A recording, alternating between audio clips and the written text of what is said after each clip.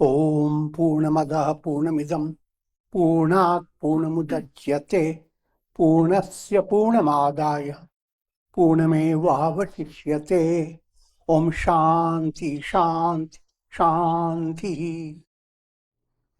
Om Brahmanandam Param Sukhadam Kevalam Jnanamurtim Dvandvatitam Gagan Sadrisham Tattvamasya Laksham Ekam Nityam Vimalamachalam Sarvadhi Sakshi Bhutam Bhavatitam Triguna-rahitam Sadgurum Tam Namami. Om.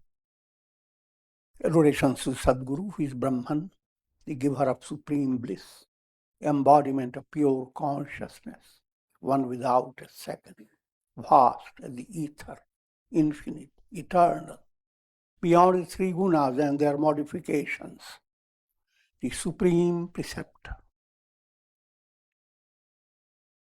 Yoga Vasistha, Upashama Prakarana, section 29. And having concluded the story of Bali, Sage Vasishtha continues to enlighten Rama.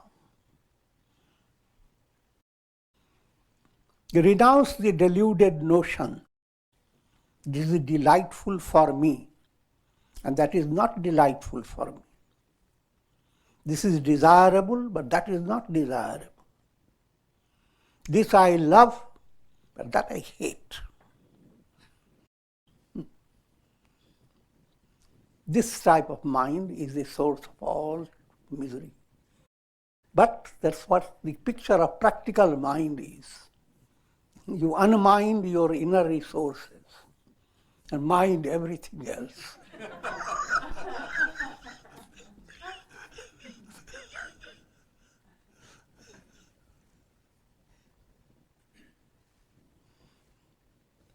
And the error happens.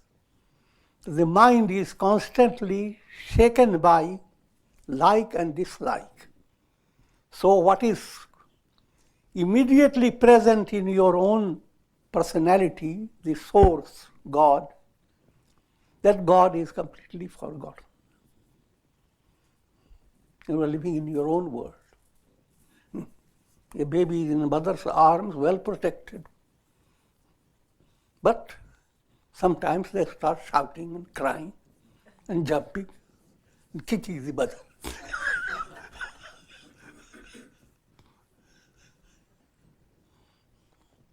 Now let me go into more precise way of saying. If you are divinely awakened, or if you make that as your goal, then how does it look like? Firstly, you will be so aware of God's blessings to you that even when adversity comes, you say, thank God, I didn't know I needed it.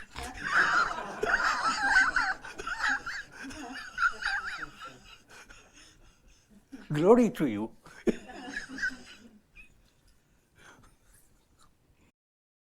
Trouble comes to your body, threatening to such an extent that you can't stay with it. But even in that situation, say, thank God, you reminded me I'm not the body.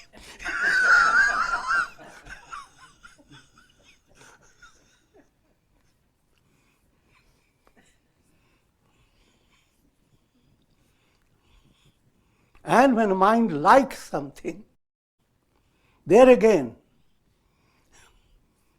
you begin to say, thank God, you are the one shining through those objects. You who are in my heart is expressing through things that appear likable.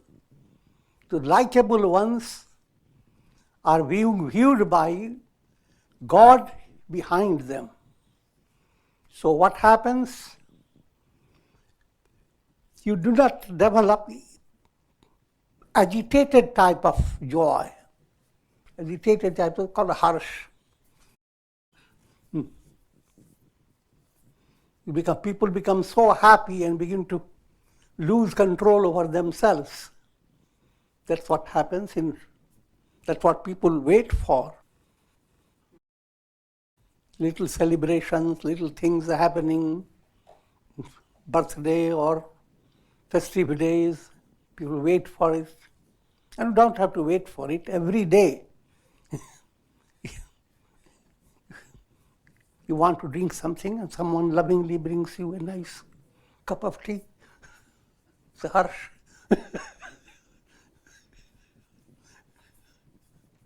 Deep in your heart, what you should say? Thank God. Thank God negative happens. Thank God when positive happens.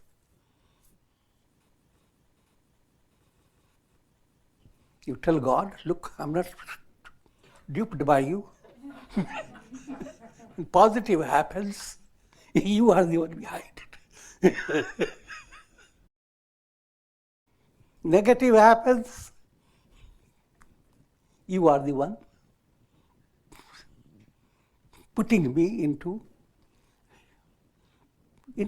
process of education, helping me to grow. How wonderful. Negative happens, how wonderful. Look at the eyes of the Divine Mother. Positive happens, how wonderful. But don't trick me.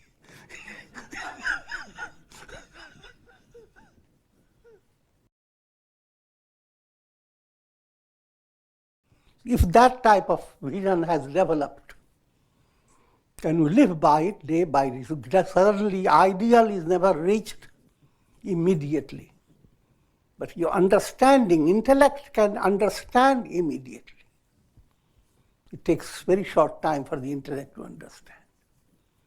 But it stays as a theory, and it becomes effective when you begin to bring it in your life. Bringing it in your life, again, is not a simple process. Sometimes you make errors.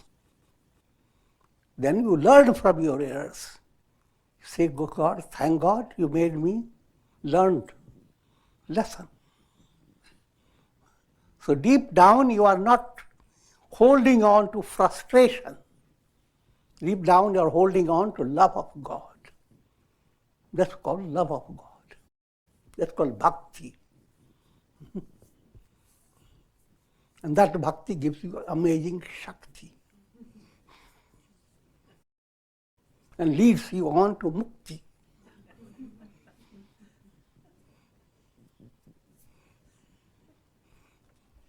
Shakti is strength, mukti is liberation.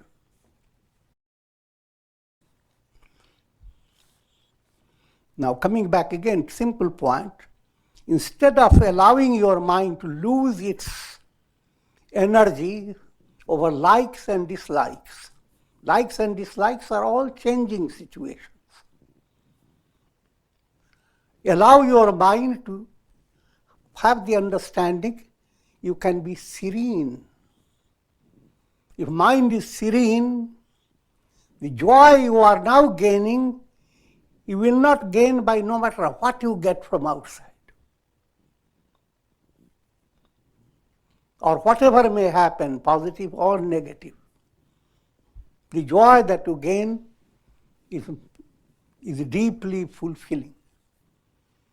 And with deeper insight, joy and sorrow, prosperity and adversity, both are channels of divine love. God is loving you in both ways. Sometimes He will loving, His love expresses more when you are shaken up a little. Mother shows greater love. She took the child into the bathtub.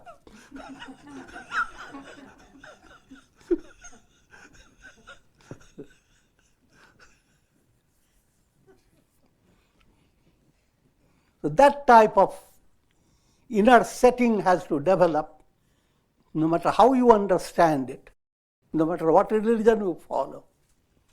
The inner setting has to develop, not to let mind go on collecting meaningless impressions. Each time you desire something, on the basis of that, your mind has gathered a data. Each time you have dispelled something, your mind has gathered a data. All those data continue to be updated by your imagination.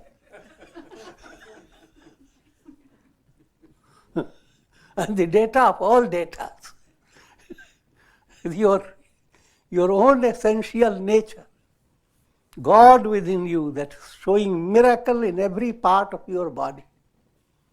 Who is arranging all that? So many cells. Who is guiding them? Who is the general of the army of your positive cells and negative cells? Countless things. If they are presented to you, you will be overwhelmed. They are all happening. Can't you have relaxed mind and say, thank God.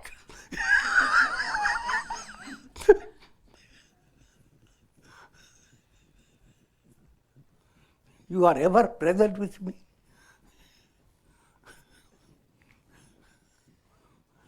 So you have to understand now what I mean.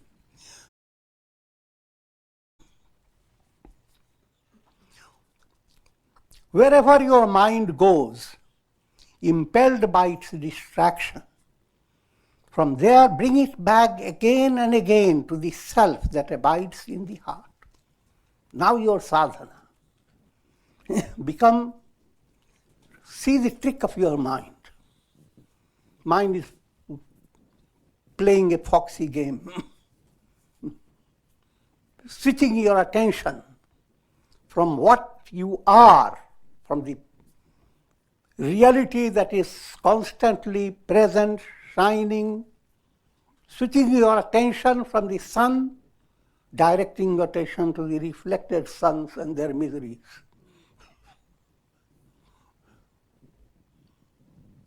Allow your mind, again coming back, very simple way to understand, learn to watch your mind and develop sakshi bhavana. Sakshi means just observing what's going on in your mind. And in that observation, when mind works like a uncontrolled fox. I'm joking, but the idea is that when the mind turning its whole attention to external transient situation, one way, positive way or negative way, both are deluded ways. When each time that type of thing happens, or even if nothing is happening, allow your mind to enjoy the presence of the divine self. And for that you don't have to work. The presence is already there. Your effort is only not to let mind become drowned by either like or by dislike. Drowned. If you swim, there's no harm.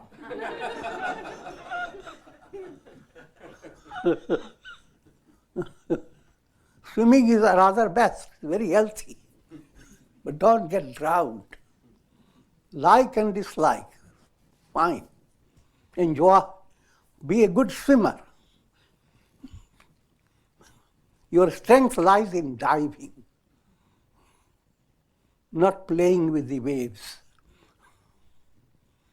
But handle the waves in a joyous way. And then you say, wave goodbye to the waves.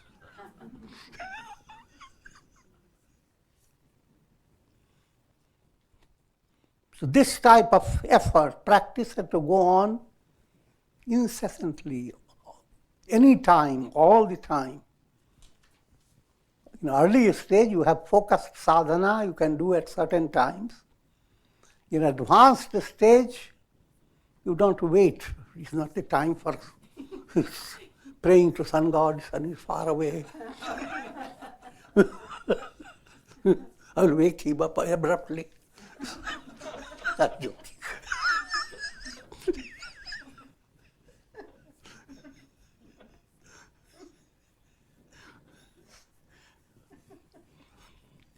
Turning to the truth, that doesn't require a special time or a special occasion. It's your constant task. It's not a task, it's a constant, joyous purpose of life. And that's what you gain through integration of your personality. The more you understand what I mean by integration.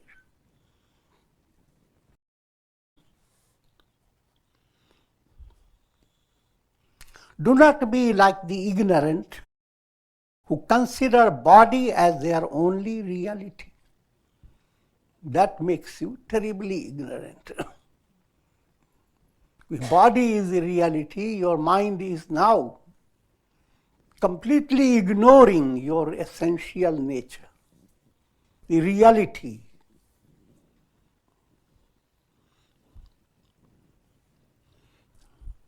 Also understand that when we say you view the body as the only reality, even in that statement, you do not really know your body, even from a very physical point of view. But coming more to precise instruction that is being given, do not develop the body identity. Your identity is self, aham brahmasmi.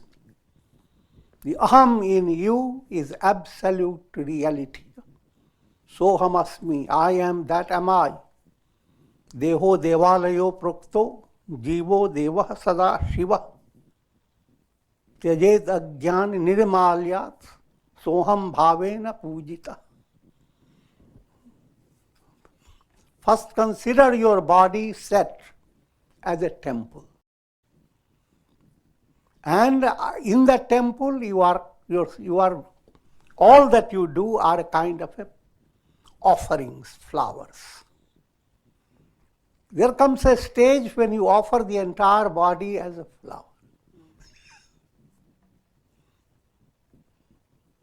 And shine as I am, the Deva, Devadideva, God of gods. That should be the attitude of living in your body. Not blaming the body. Once you were so good, now you are giving me trouble.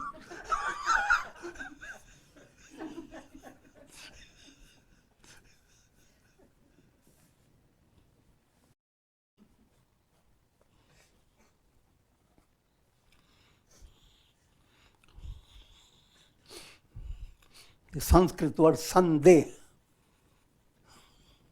Sandeh means doubt. But the word itself is a tricky word. Sangadeh. When you are identified with your body, your mind can never be doubtless. Mind is always gripped by doubt. Because your body will never give you the idea of perfection, of steadiness. You never know how you feel in the morning, how you'll feel in the night. You never know. But if body is your identity, then you have to live with doubt. Am I going to be good or not? Look at others, they also have doubt. Are they going to be helpful? Everything in the world is on shaky grounds. If body is your identity. With body identity, your mind is gripped by sandeh, doubting mind. You cannot have a stable mind. And doubt in Sanskrit is also called dvividha. Every step you take, and your mind questions it. Suppose you don't take it. When you eat, should I use the fork or the spoon? I'm joking.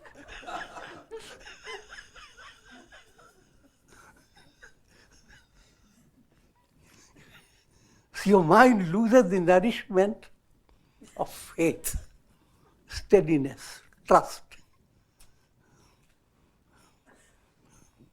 In every experience, you have put your mind to record a state of dvividha, shaking this way and that way, this way and that way. What's the cure?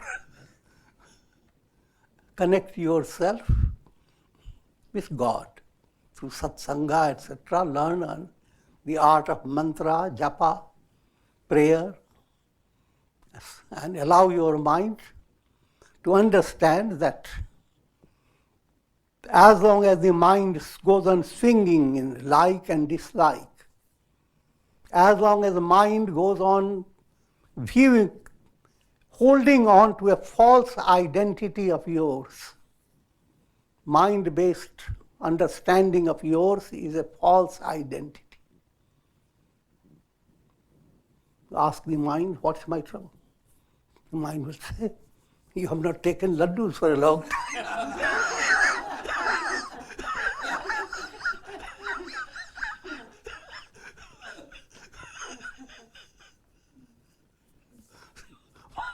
Mind will give you quick solutions. And at the same time will give you a little whip of dvividha.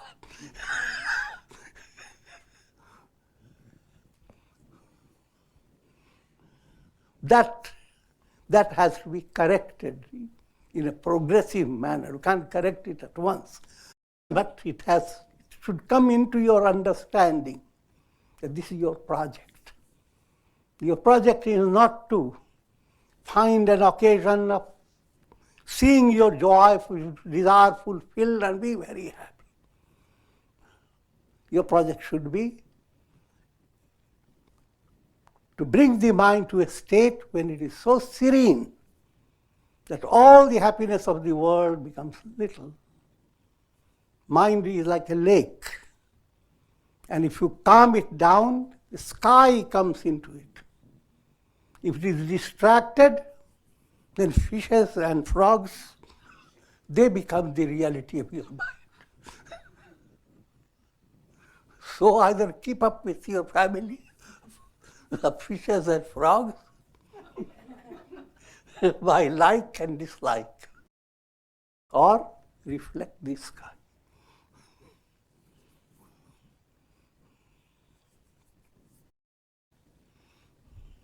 Then if you reflect the sky, then you possess mudita man. Mind is ever delighted in itself. No matter how hard it seems to be, but that's what you have to assimilate by profound understanding. And while assimilating it, try to fake it. Because that has its own role. You create an emphasis by thought, repeated thinking to the mind. Mind is distracted. Now, Buddha is in my heart. I'm a follower of Buddha. I'm growing in the image of Buddha. So your mind, you do what you want. I'm joking, but the idea is, no matter how distracted, no matter how restless, allow a little room for affirmation, a positive view. Don't wait until you do some yoga Yoga Nidra. I'm joking. Of course, that's just a joke. You can practice anyway.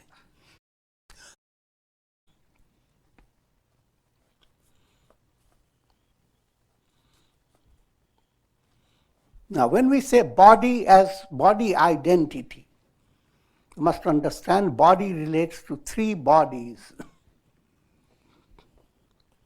Physical body, subtle body. Subtle body contains your vital forces, mind, senses, intellect, ego, all come under subtle body. The subtle, just to remind you, there are 5 sheaths. First sheath is only your physical body. The 3 sheaths together are called subtle body. 3 sheaths are vital sheath, pranamaya kosha, mental sheath, mind and senses, vijnanamaya kosha, intellect and ego. All these 3 go into to form your subtle body, sukshma sharir. Then deep unconscious is your causal body. So, all the 3 bodies are operating in you. Physical body you are aware of. Simultaneously you are aware of your mind and senses, how you feel. Even mosquitoes remind you that you have ear. I'm joking. And when you are hearing it, your unconscious is supplying impressions, matching up with what you hear. And your intellect brings about the meaning. All the functions are going on, all the 3 bodies are operating. And nowhere in the 3 bodies you are completely involved. 3 bodies are illusory sense of identity. Just like in dream also you have one body. And you do lots of things with your body, you have even a car. And many, I'm joking, but the idea is in dream you have the same thing, same set as you were. But you are not in that dream body. And body-related realities, they don't exist. So body identity, coming to very precise way of saying, means deep down you have to develop the understanding, I'm not the physical body, I'm not the subtle body, I'm not even the causal body, which is supported by your unconscious. Your unconscious has lots of impressions and they support your causal state. Even that state is not well defined because of those impressions. So these 3, I am not, that's a profound message of Vedanta. Those who consider themselves as their body, they are driven by mental desires to enjoy objects of the world. Body identity, once you have lost awareness of your true identity, now considering yourself, you are the body, and body-based identity has constant complaints. It has constant desires.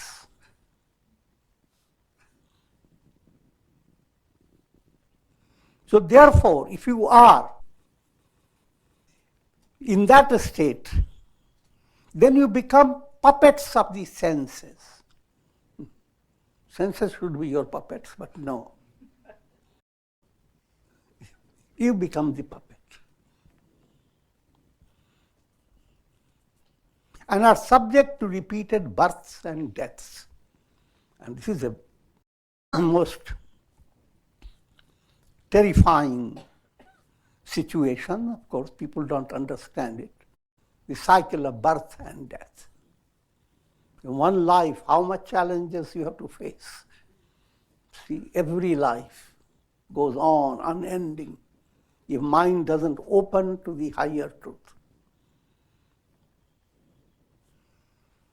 There's nothing more painful in this world than the teachings of the ignorant, which deprive one of viveka, vairagya, and other luminous virtues.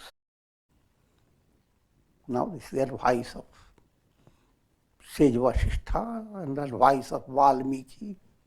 Education should not be just sufficient to make you earn money. Education must give you some spiritual qualities.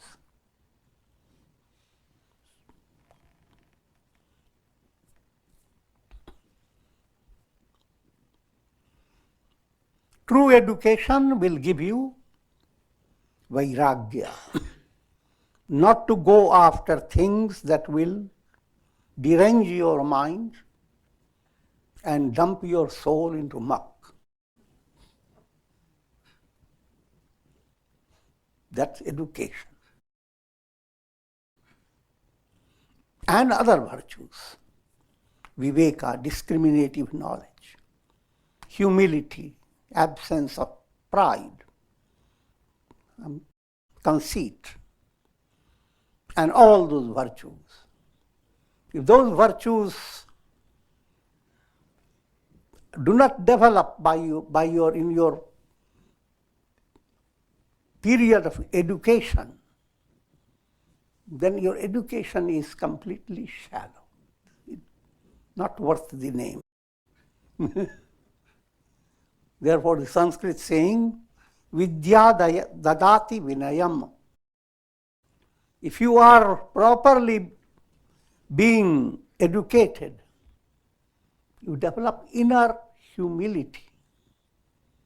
And humility has another aspect. Internally, you are so fulfilled that you don't need the world to recognize you. Rather, in turn, you want to recognize the good in others. So you live to remind people they are divine. So that type of development, internally, ego doesn't mean anything. So all praises, etc., given to such a person, that person may accept it, etc., but that's a different matter. But they don't shake his inner level, praise or censure. Again, I'm talking about the ideal. Ideal is not reached in one movement, but that's what you go on working for progressively.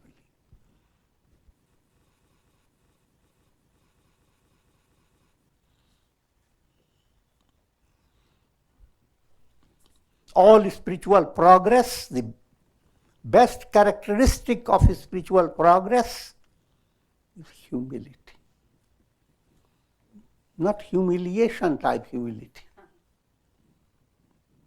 It is a joyous, fulfillment type. You are so fulfilled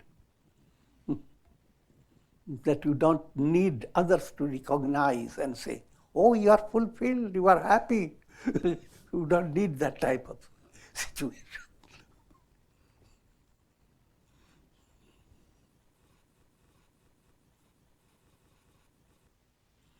O mighty Rama, drive away the cloud of illusion from your heart by creating this storm of discriminative vision and abide in the self. Illusion of your heart is like a dark night, forces of darkness. Now these forces of darkness are driven by the storm, explosion of light. Light we sought.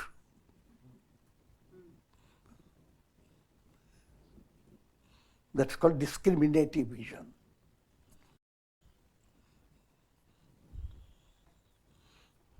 Simple illustration, you are in a very dark room and everywhere you look around seems terrible. Ghosts are lurking everywhere, all over. open the window, let the light come with a whole stormy force, and the darkness goes.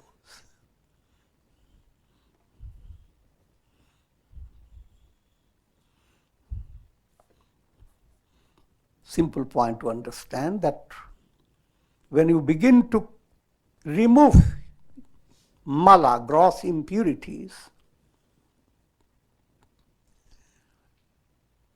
the divine revelation doesn't require any effort.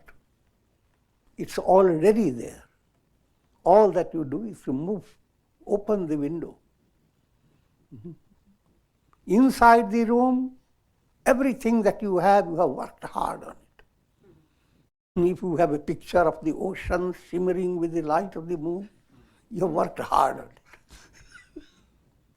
Even if you have this sunrise well painted, and you have brought it for lots of money, you have paid for it by a great artist. All that doesn't match up with just open the window.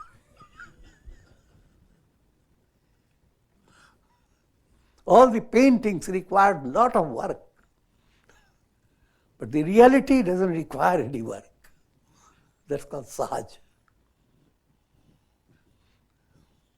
This is an important point. Otherwise, mind says, since you have been miserable all the time, how can you suddenly attain infinite bliss?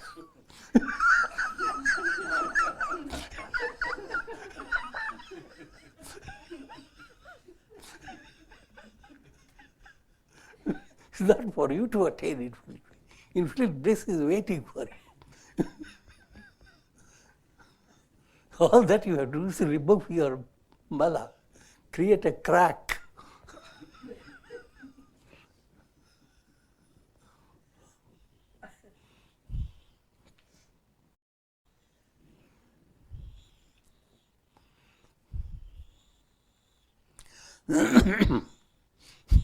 As long as a sustained self-effort in the form of listening to the teachings of the scriptures, reflecting upon them, is not adopted, so long spiritual inquiry will not dawn in the mind.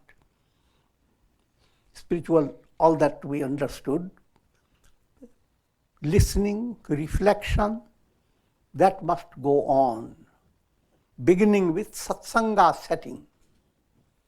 You go to satsanga, you are listening to the teachings. After listening, as you listen, you go. The next stage sometimes can be simultaneously listening and you reflected, understood. Sometimes you go on understanding it more and more. Great Mahavakyas, you listen, but it requires a lot of reflection. But since you have listened to, you go on repeating those verses and it goes on inspiring. All this plays a tremendous part in your life, satsanga movement.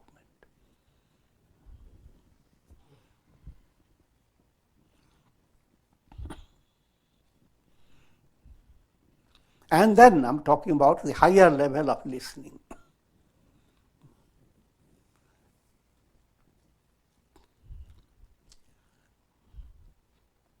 Listening comes, if you have spiritually sensitive, then even if a dulwit is saying something wise, you grab it. Not the dulwit, you grab the teaching.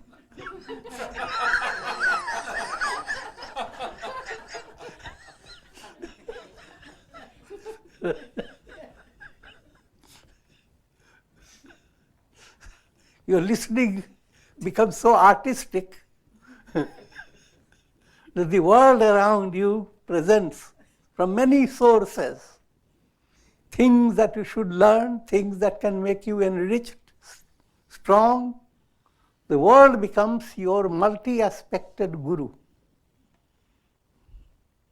So that's what listening in a higher level. And sometimes when you are listening to absolute serenity, no sound. That listening is very delightful. Listless listening. Listening without, when there is absolute quiet. How do you experience how soothing it is? Absolute quiet. Pin drop silence. That's putting the finger towards, turning the entire world as a pin, and then drop it.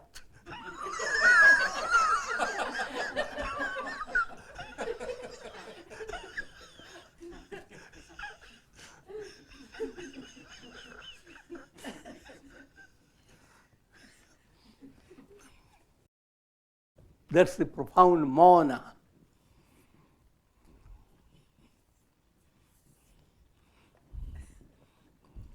Silence that is profoundly eloquent.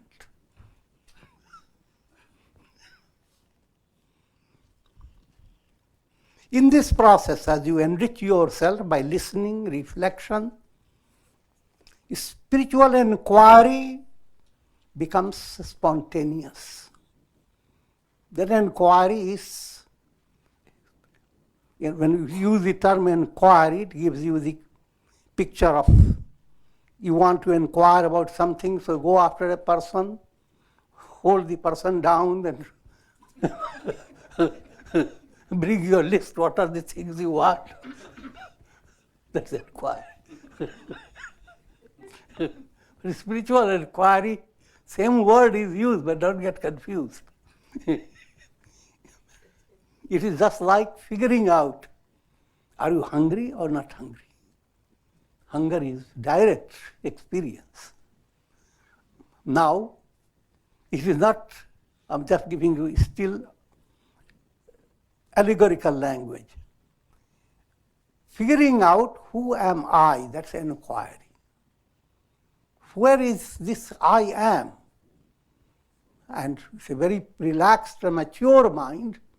Try to understand that you existed even before your body was formed. And death of the body has nothing to do with you. That I am. And how go further up? That I am is the I am behind the entire world. Every reflected sun is the sun. Aham Brahmasmi. Now connect this I am to Brahman. That process is an inquiry. And in that process, go on understanding that your constant affirmation, constant assertion, I am the body, has been completely on a dullwit state. This is complete lie. Even as a child who said, this is my body. But what has happened to that body?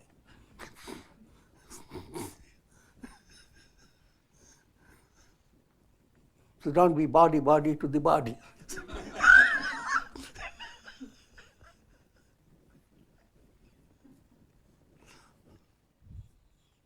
Spiritual inquiry, who am I?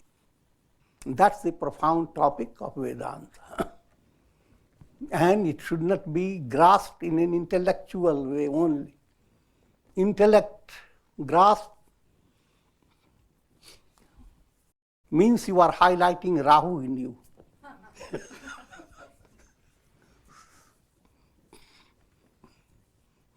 See, Puranic demon, Rahu, it's only head, but goes on causing tremendous trouble.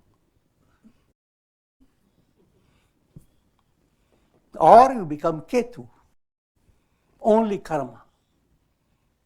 No thinking. No spiritual guidance. Don't talk to me about Brahman.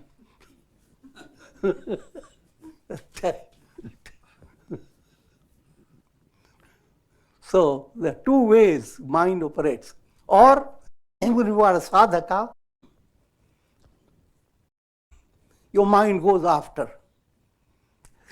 Only do practical. Just count your malas. Count your swadhyaya. Count everything that you do. Go on putting in writing. Someone says, do you understand it? Oh no. These are mantras.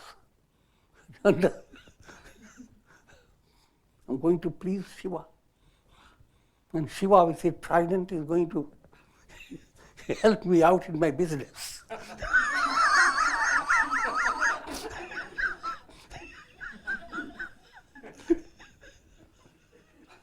That's the operation of Rao.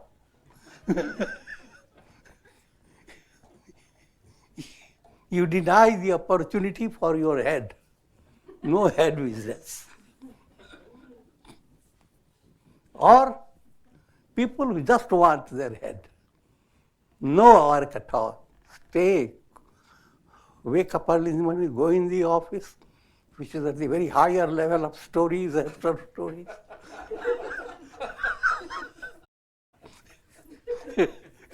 Get confined to your office, your office equipments, and give judgment over all these people working in the farm.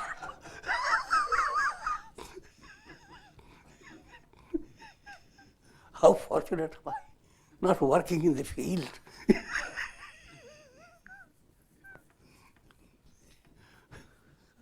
I've led you too many jokes. The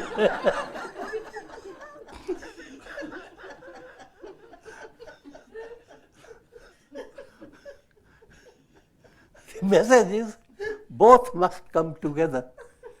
Don't give all attention to the head, nor all attention to your karma. Bring together theory and practice. Both must blend.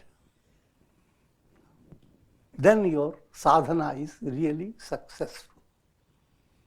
But if you are one-sided, disintegrated, then your theory will be a great trouble. Karma will be trouble, there's no doubt about it.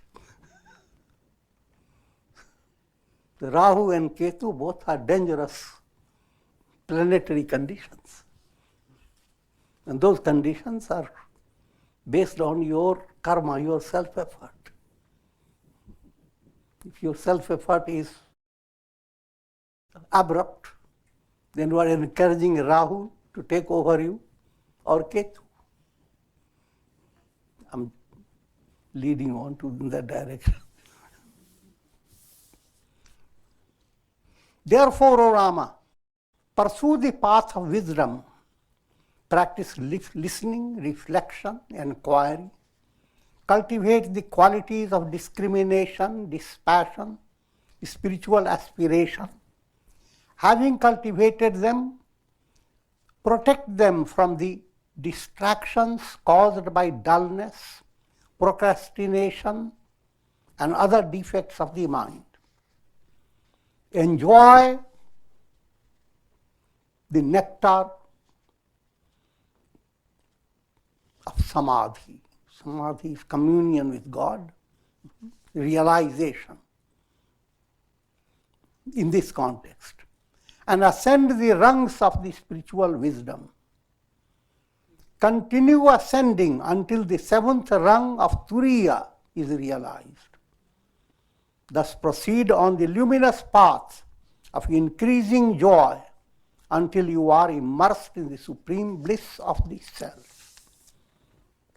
And with this we conclude. Om Trayambakam Yajamahe Sugandhim Pushti Vardhanam Urvarukma Bandhana Mrityor Mukshiyama Mritat Om Sarve Bhavantu Sukhina Sarve Santu Niramaya Sarve Bhadrani Pashyantu Ma Kashti Dukha Bhag Bhavet Om Shanti Shanti Shanti. Om Shri Ramaya Namah Namah Shivaya.